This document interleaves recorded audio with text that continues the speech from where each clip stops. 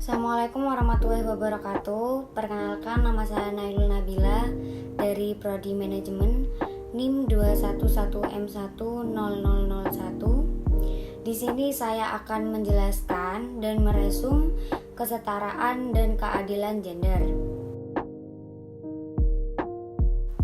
Kata gender dapat diartikan sebagai peran yang dibentuk oleh masyarakat serta perilaku yang tertanam lewat proses sosialisasi yang berhubungan dengan jenis kelamin perempuan dan laki-laki.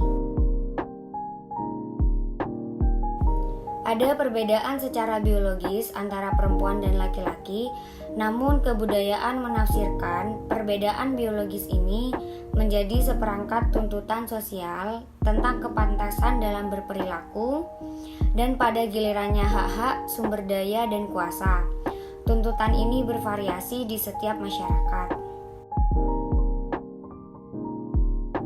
Kesetaraan gender adalah pandangan bahwa semua orang harus menerima perlakuan yang setara dan tidak didiskriminasi berdasarkan identitas gender mereka.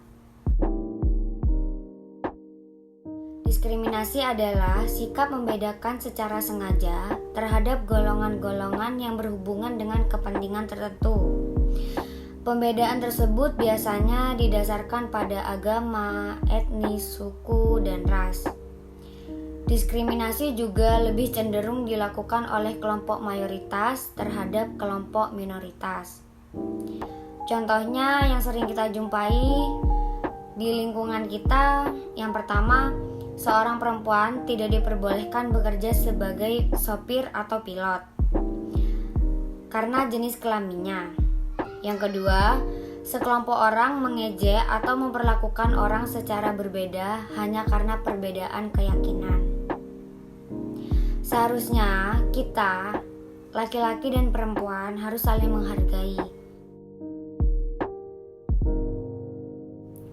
Agar tiap orang memperoleh perlakuan yang sama dan adil dalam masyarakat, tidak hanya dalam bidang politik, di tempat kerja, atau bidang yang terkait dengan kebijakan tertentu.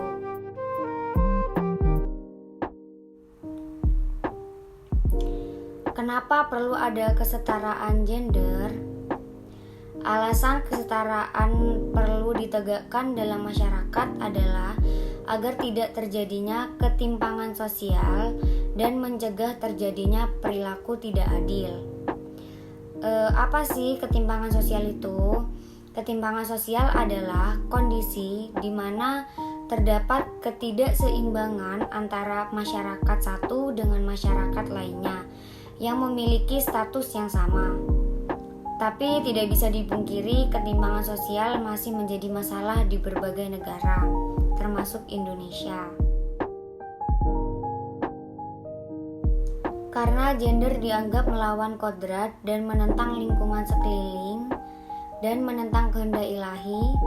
Mengapa begitu? Karena hal ini menyebabkan seakan-akan gender menciptakan dikotomi antara laki-laki dan perempuan dan dipandang seakan-akan gender adalah perlawanan perempuan terhadap laki-laki.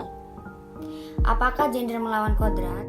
Sebenarnya kodrat adalah segala sesuatu pemberian yang maha kuasa yang tidak dapat diubah dan sifatnya permanen, baik dari waktu ke waktu, lokasi satu ke lokasi lainnya, dan dari generasi satu ke generasi lainnya. Jenis kelamin merupakan kodrat karena sudah melekat dalam diri sejak lahir, permanen, tidak dapat diubah secara alami dan tidak dapat dipertukarkan. Sedangkan gender berbeda dengan kodrat. Karena gender dapat dipertukarkan, gender juga dapat berubah dan berbeda dari suatu masyarakat. Sehingga gender bukan kodrat. Mungkin itu saja yang bisa saya sampaikan. Kurang lebihnya mohon maaf. Wassalamualaikum warahmatullahi wabarakatuh.